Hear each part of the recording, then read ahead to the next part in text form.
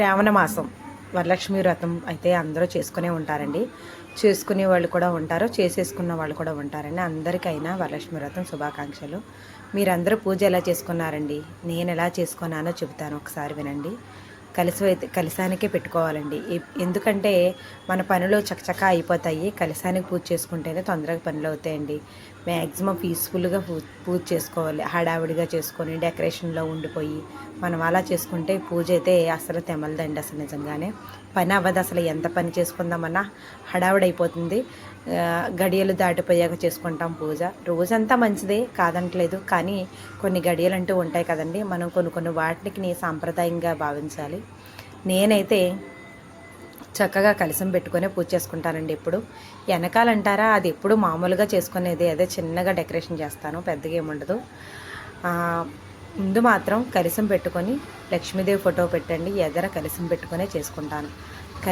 కలిసి వస్తుందండి ఎవరికైనా కూడా. అసలు కలిసి పూజే మంచిది.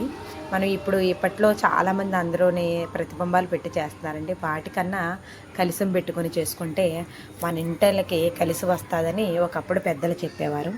ఇప్పట్లో అయితే అందరూనండి చక్కగా చేసుకుంటున్నారు. ఎవరిని విమర్శించాలని కాదు నేను చెప్పేది, అందరూ చేసుకోవాలి. నేను ఏ పూజ ఎలా చేసినా దేవుడు అంగీకరిస్తాడు, కాదనట్లేదు. ఇప్పట్లో అందరూ కలిసి పెట్టట్లేదండి. మ్యాక్సిమం తెలిసిన వారు ఎవరో కానీ నుటుకో కొట్టుకో పెడుతున్నారు. అంటే వాటి సాంప్రదాయం తెలుసుకొని మీరు కూడా అలాగే చేస్తారని నేను కోరుకుంటున్నాను. అందరూ కూడా ఈ మధ్య యూట్యూబ్లో కూడా చెప్తున్నారండి, కలిసి పూజ చేసుకుంటే చాలా మంచిదని. అయినా కలిసి వచ్చేది కలిసి పూజను మానేసుకోకూడదండి, అది కూడా పెట్టుకోండి. మీరు ప్రతిబింబం పెట్టుకున్నా పర్వాలేదు, కానీ కలిసి పూజ కూడా చేసుకుంటేనే ఆనందం అన్నమాట. నేను ఏ ఇంటికి వెళ్ళాను కానండి, అందరి ఇళ్ళకి వెళ్ళి చక్కగా కలిసి పూజ ప్రతి ఒక్కరు పెట్టుకున్నారండి కలిసాన్ని. ఇక్కడ మా ఫ్రెండ్ కూడా పెట్టుకున్నారు, చూడండి ఒకసారి మీరు. కలిసి పూజ చాలా బాగా చేసుకున్నారు ఆవిడ కూడా. ఎన్ని డెకరేషన్లు చేసినా అండి కలిసం పెట్టుకుని చేసుకుంటేనే మన సాంప్రదాయం అన్నమాట. మా అత్తగారు తరపున వాళ్ళందరూ కూడా అంటే పెద్దవాళ్ళు అన్నమాట. మా అమ్మగారు తరపున మా అమ్మమ్మ వాళ్ళు, అలాగే మా అత్తయ్య గారు కూడా అదే నేర్పారండి. నేను కూడా కలిసి పూజ చేసుకున్నాను. మీరు కూడా ఎలా చేసుకున్నారో కామెంట్ బాక్స్లో అయితే కామెంట్ చేయండి. కలిసి పెట్టుకొని ఉంటే కనుక. ఇక్కడైతే మా ఫ్రెండ్ తాంబూలం అయితే ఇచ్చేసిందండి. సాయంత్రం పూజకి అయితే కూర్చున్నాం అందరమని. చాలా సరదాగా ఉందండి. అందరం కూర్చొని చక్కగా తాంబూలం అయితే తీసుకున్నాక ఒక చోట కూర్చొని ఇలా పూజ చేసుకుంటే ఆనందం వేరు. వేరే వాళ్ళ ఇంటికి కూడా వెళ్ళారండి. వాళ్ళు కూడా చక్కగా వారాణి పెట్టిన కాళ్ళకి ఇలా కలిసి పెట్టుకున్నారు కూడా. ఎదురు చూశారు కదండి, ఇలా కలిసి పెట్టుకొని వాళ్ళు కూడా అలాగే చేసుకున్నారండి. ప్రతిబింబం పెట్టుకోవచ్చు, కాదంటలేదండి.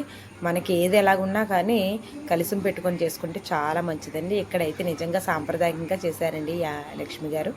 ఇక్కడ చాలా బాగా నచ్చింది నాకు. ఆవిడ తాంబూలాన్ని పిలిచారు, నేను తాంబూలానికి కూడా వెళ్ళానండి. అక్కడ కలిసి పెట్టి చక్కగాని ఎలాగన్నా చేసే పద్ధతి అయితే నాకు చాలా బాగా నచ్చిందండి. ప్లేస్ సరిపోవట్లేదని ఇలా పెట్టుకున్నానమ్మా అన్నారండి. ఇల్లు ఇరుగ్గా కాదండి, మనసు మంచిగా ఉంటే ఇల్లు ఇరుగ్గా ఉన్నా కూడా, ఎంతటి చిన్న ఇల్లు అయినా కూడా కాపురం చాలా బాగుంటుందండి. నాకు అలా అనిపించింది. చిన్న సంసారం అని కాదు, ఆ సంసారం ఆనందంగా సంతృప్తిగా చేసుకుంటే అంతకన్నా ఆనందం లేదండి. ఎవరైనా నోచుకునే నోమే అది. మనం ఒకరింటికి వెళ్ళి తాంబూలం తీసుకున్నాం అంటే వాళ్ళు చాలా తృప్తిగా ఫీల్ అవుతారు. మనం కూడా అలాగే తృప్తిగా ఫీల్ అవుతాను నేను కూడా. ఆనందంగా ఉన్నానండి ఆ రోజైతే. శుక్రవారం రోజైతే చాలా ఆనందంగా ఉన్నాను. అందరూ తాంబూలాన్ని పిలవటం, నేను వాళ్ళని పిలవటం నాకు చాలా ఆనందం అనిపించింది. లాస్ట్గా మా లక్ష్మీబాయి ఆంటీ వచ్చిందండి తాంబూలం తీసుకుంటాకే. ఉదయం ఎప్పుడో పిలిచాను, సాయంత్రం వచ్చిందండి. తనకి ఇంకా అందరి వీళ్ళకి వెళ్ళింది. బాగా దీవిస్తుందండి. బాగుండాలమ్మా, ఎప్పుడు ఇలాగే ఉండాలి కలకాలం అని, పిల్ల పాపలతో అని దీవిస్తుంది అన్నమాట అండి. నాకు చాలా ఆనందం అనిపించిందండి. వాళ్ళ దీవెనలోనే మంచిగా అనిపించినాయి. అమ్మవారిని అయితే నేను ఇలా అలంకరించుకున్నానండి. అలంకరణ ఏమి ఉండదు, వెనకాల ఏదో ఇంకా అలా చేస్తాను, ఎప్పుడు చేసేదేనండి అవి మామూలుగాని. కానీ కలశం మాత్రం కంపల్సరీగా పెట్టుకుంటానండి. మీకు కూడా ఈ వీడియో కనుక నచ్చితే లైక్ చేయండి, షేర్ చేయండి, సబ్స్క్రైబ్ చేసుకోండి, మర్చిపోవద్దు. ఓం శ్రీమాత్రాయ నమః.